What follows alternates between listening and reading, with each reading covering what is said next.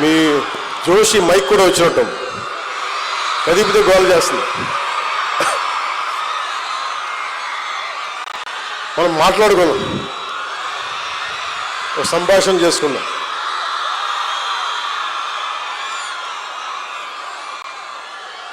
అంటే ఇంత మీ ప్రేమ, మీ అభిమానం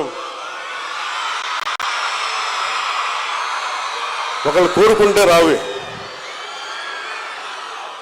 నేను ఎవరైనా సరే ఒక ఫంక్షన్కి పిలుస్తున్నా, ముఖ్యంగా విద్యార్థులు ఉన్న చోటికి నన్ను రమ్మంటే చాలా ఆలోచిస్తా.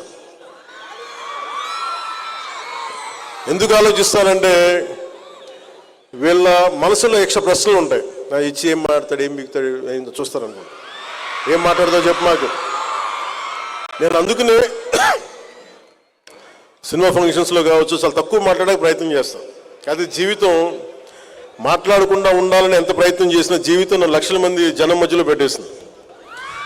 విద్యార్థుల నుంచి పారిపోదాం, వాళ్ళు వేసే ప్రశ్నలకి, వాళ్ళు లేవనెత్తే సందేహాలకి, ప్రశ్నలకి మన దగ్గర సమాధానాలు ఉండవు. ఎందుకంటే చాలా ప్యూరెస్ట్ ఫామ్లో ఉంటారు విద్యార్థులు. ఒక ట్యాబ్లో రాసాలి, క్లీన్ స్లేట్. వాళ్ళు ఏదైనా ప్రశ్న అడిగారంటే మనసులో ఏం ఉండదు, చాలా అసలు గుండె లోతుల నుంచి అడుగుతారు. వయసు వచ్చే కొద్దీ మన దగ్గర సమాధానాలు ఉండవు. అందుకని 10 మంది విద్యార్థులకి నేను ఆలోచిస్తాను. అలాంటిది ఇన్ని వేల మంది విద్యార్థుల మధ్య వచ్చి మాట్లాడాలంటే ఇది ఎంత సాహసం.